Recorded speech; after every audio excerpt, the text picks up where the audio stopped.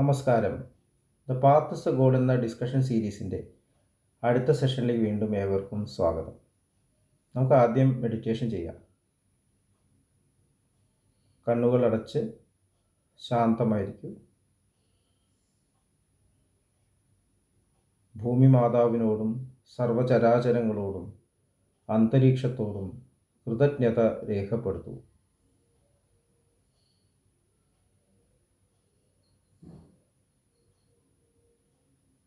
ഭൂമി മാതാവിൽ നിന്നുമുള്ള healing energy കാലുകളിലൂടെ പ്രവേശിച്ച് ശരീരം മുഴുവൻ വ്യാപിക്കുന്നതായും ശരീരത്തിലെ എല്ലാ ഭാഗങ്ങളെയും എല്ലാ കോശങ്ങളെയും റിലാക്സ് ചെയ്യാൻ സഹായിക്കുന്നതായും അനുഭവിക്കൂ.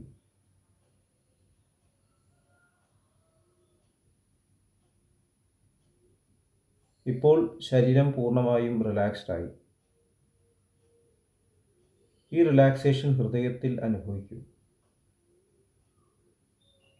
ശ്വാസം ദീർഘമായി ഉള്ളിലേക്ക് എടുക്കൂ. ഹൃദയത്തിൽ സ്നേഹം നിറയുന്നതായി അനുഭവിക്കൂ. ശ്വാസം പുറത്തേക്ക് വിടുമ്പോൾ സ്നേഹം പ്രപഞ്ചം മുഴുവൻ വ്യാപിക്കുന്നതായും അനുഭവിക്കൂ.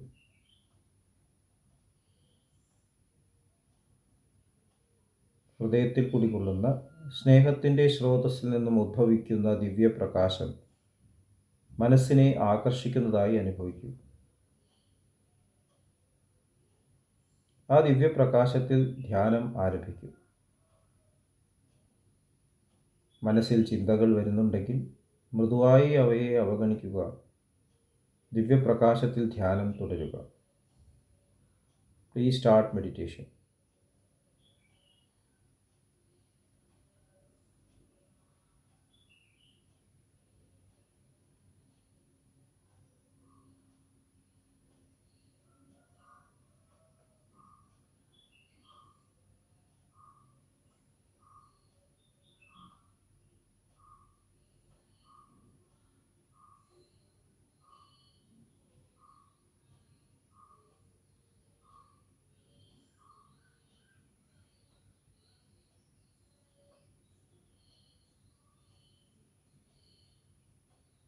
ഓക്കെ, കണ്ടീഷൻ ഹൃദയത്തിൽ നിലനിർത്തി പതുക്കെ കണ്ണുകൾ തുറക്കൂ.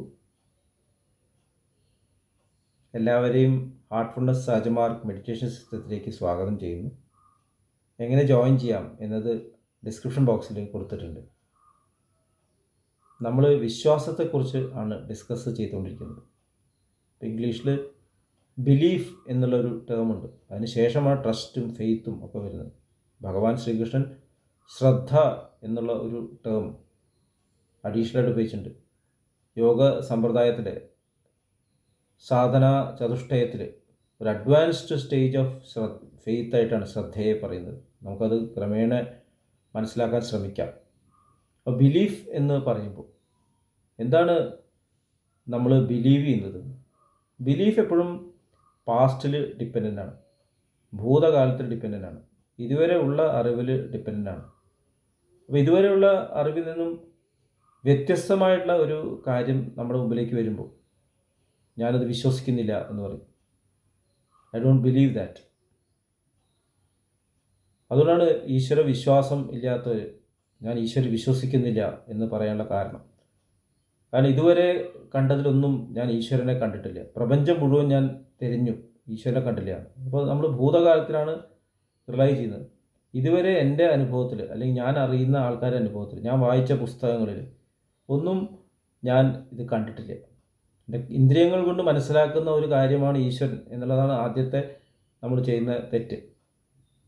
ഇന്ദ്രിയങ്ങൾക്ക് മനസ്സാവാത്ത കാര്യങ്ങളാണ് മെജോറിറ്റി. സ്നേഹം ഇന്ദ്രിയങ്ങൾ കൊണ്ട് മനസ്സിലാവില്ല. എന്തുകൊണ്ടാണ് കുട്ടിയെ സ്നേഹിക്കുന്നത്?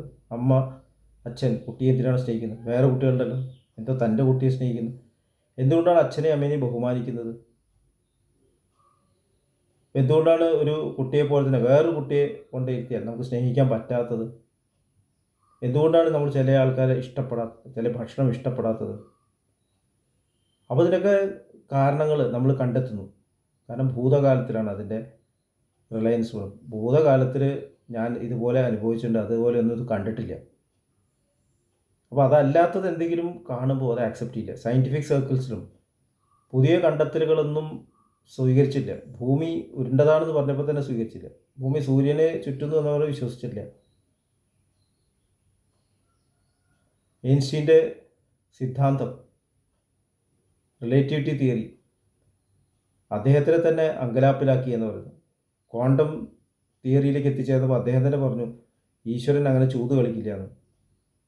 അപ്പോൾ അദ്ദേഹത്തിൻ്റെ സങ്കല്പത്തിലൊരു ഈശ്വരനുണ്ട്, എല്ലാം ഡിസൈഡ് ചെയ്യുന്ന ഒരു ഈശ്വരൻ, വ്യക്തതയുള്ളൊരു ഈശ്വരൻ, ഈ ലോകത്തിനെ മുഴുവൻ നയിക്കുന്ന, തൻ്റെ ഇഷ്ടപ്രകാരം നയിക്കുന്ന ഉള്ളൊരു ഈശ്വരൻ. ഇങ്ങനെയാണ് നമ്മൾ ഈശ്വരനെ കാണുന്നത്. ഇന്ന സാധനങ്ങൾ ഇന്ന സ്ഥലത്തിരിക്കും, തെറ്റ് ചെയ്യുന്നവരൊക്കെ നരകത്തിലേക്ക് പോകും, നല്ലത് ചെയ്യുന്നവരൊക്കെ സ്വർഗത്തിലേക്ക് പോകും. ഇങ്ങനെ ഡിസൈഡ് ചെയ്യുന്ന ഒരു ജഡ്ജ്മെൻറ്റ് പാസ്സാക്കുന്ന ഒരു ഈശ്വരൻ എന്നെ ഫോളോ ചെയ്യും, ഞാനാണ് ശരിക്കുള്ള ഈശ്വരൻ, ഈ പാത മാത്രമാണ് ശരി, മറ്റുള്ള പാതകളെയൊക്കെ നമ്മൾ ഫോളോ ചെയ്യരുത്, അവരെല്ലാം മാറ്റണം, കൺവേർട്ട് ചെയ്യണം. ഇങ്ങനെയുള്ള പലതരത്തിലുള്ള ധാരണകൾ, ഇതാണ് നമ്മൾ വിശ്വാസം എന്ന് പറയുന്നത്. ഒരു മാസ്റ്റർ, ഒരു സ്പിരിച്വൽ സയൻറ്റിസ്റ്റ് എന്ന് പറയും, ഒരു കണ്ടെത്തലുകൾ ലോകത്തിലേക്ക് അറിയിക്കുന്നു. മറ്റുള്ളവർ ആ കണ്ടെത്തലുകൾ അറിഞ്ഞ വഴി ഫോളോ ചെയ്യാതെ അദ്ദേഹം പറഞ്ഞ വാക്കുകൾ മുഴുവൻ കേട്ടിട്ട് പുസ്തകങ്ങളായിട്ട് രചിച്ചിട്ട് പുസ്തകങ്ങൾ ഡിപ്പെൻഡ് ചെയ്യുന്നു. ജീസസ് ക്രൈസ്റ്റ് പറഞ്ഞ കാര്യങ്ങൾ വളരെ കുറച്ചേ ഉള്ളൂ, പക്ഷെ അദ്ദേഹത്തിൻ്റെ ആ സ്റ്റേറ്റ്മെൻറ്റ്സിൽ നിന്ന് എഴുതിയ പുസ്തകങ്ങൾ എത്രയുണ്ട്, അതിൻ്റെ വ്യാഖ്യാനങ്ങൾ എത്രയുണ്ട്. ഭഗവാൻ ശ്രീകൃഷ്ണൻ ഭഗവത്ഗീത 7 ശ്ലോകങ്ങളൊക്കെ പറഞ്ഞിട്ടുള്ളൂ എന്നാണ് ബാബുജി മഹാരാജ് പറയുന്നത്. അപ്പോൾ ഭഗവത്ഗീത എത്ര ഇൻ്റർപ്രിട്ടേഷനായി? അപ്പോൾ ഈ ഇൻ്റർപ്രിട്ടേഷൻസും എക്സ്പ്രഷൻസും എല്ലാം നമ്മളുടെ തന്നെ ഉള്ളിലുള്ള അറിവ് വെച്ച് നമ്മൾ കൊടുക്കുന്ന പല പല കാര്യങ്ങളാണ്. അതാണ് ഇൻ്റർപ്രിട്ടേഷൻ എന്ന് പറയുന്നത്. അപ്പോൾ ഈശ്വരൻ എന്ന് പറയുമ്പോൾ നമ്മുടെ ഇൻ്റർപ്രിട്ടേഷനിലൊരു ഈശ്വരനുണ്ട്, നമ്മളെക്കാളും ശക്തനായിട്ടുള്ളൊരു ഈശ്വരൻ, കൂടുതൽ കൈകളുള്ള, കൂടുതൽ തലകളുള്ള, കൂടുതൽ ബുദ്ധിശക്തിയുള്ള ഒരു ഈശ്വരൻ.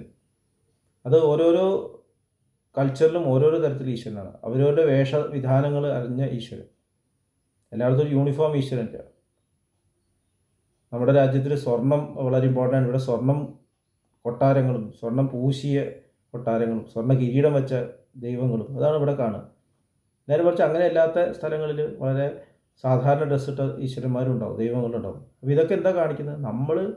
നമ്മുടെ ഉള്ളിലുള്ള പാസ്റ്റിനെ നമ്മൾ ഇട്ടിട്ട് കളർ ചെയ്യുകയാണ്. അതുകൊണ്ടാണ് സ്വാമി വിവേകാനന്ദൻ പറഞ്ഞത്, ഒരു പശു ഒരു സ്വർഗരാജ്യത്തെക്കുറിച്ച് ചിന്തിക്കുകയാണെങ്കിൽ പുല്ലുകൾ നിറഞ്ഞ ഒരു സ്വർഗരാജ്യമായിരിക്കും. ഈശ്വരൻ എന്ന് പറയുന്നത് വലിയൊരു പശു ആവുന്നതാണ്. അങ്ങനെ നമുക്ക് തമാശയായിട്ട് പറയാണ്. ഇപ്പോൾ മൃഗങ്ങൾക്കൊക്കെ ഈശ്വരനുണ്ട്. നമ്മൾ കഥകൾ ഉണ്ടാക്കുന്നു, ആന ഈശ്വരനെ പൂജിക്കുന്നു. അവർക്ക് എന്ത് ഈശ്വരനാണുള്ളത്? ഈശ്വരൻ എന്ന് പറയുന്നത് മനുഷ്യനുള്ളത്. നമ്മുടെ ഉള്ളിലുള്ള നന്മയെ പുറത്ത് കൊണ്ടുവരാനായിട്ട് നമ്മൾ ചില കഥാപാത്രങ്ങളെ, പേഴ്സണാലിറ്റീസിനെ നമ്മൾ ഫോളോ ചെയ്യുന്നു. മഹാജനോ ഏ ഗതശ്ച പന്ഥാഹ എന്ന് ഒരു സൂക്തമുണ്ട്.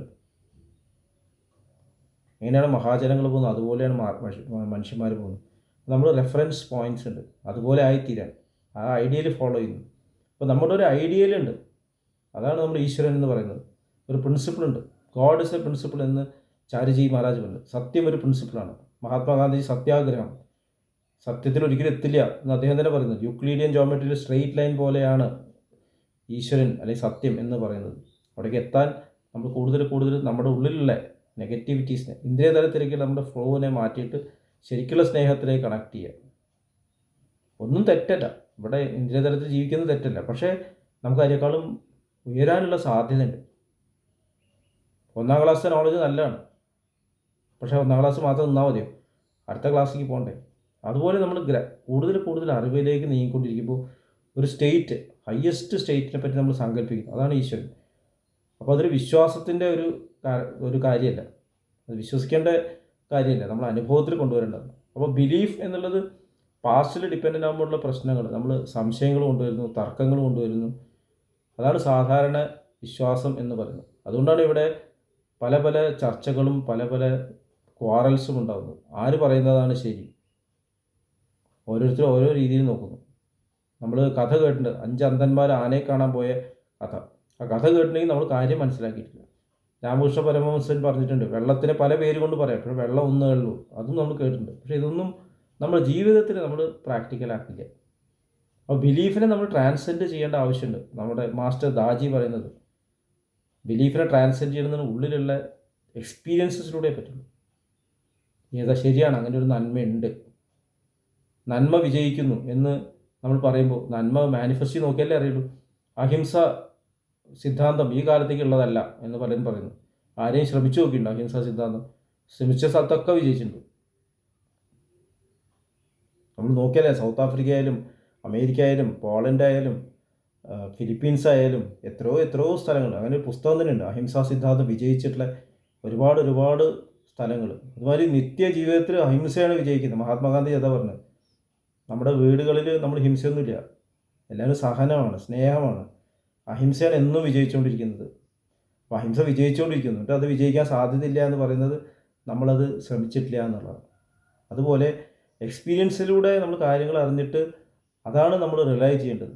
അതാണ് ബിലീഫിൽ നിന്നും ഫെയ്ത്തിലേക്കുള്ള നമ്മുടെ ഉയർച്ച എന്ന് പറയുന്നത്. അപ്പോൾ അടുത്ത സെഷനിൽ നമുക്ക് കൂടുതൽ ഫെയ്ത്തിനെ കുറിച്ചിട്ട് ഡിസ്കസ് ചെയ്യാം, ട്രസ്റ്റിനെ കുറിച്ച് ഡിസ്കസ് ചെയ്യാം. അതുവരെ വിട വാങ്ങുന്നു. നന്ദി, നമസ്കാരം.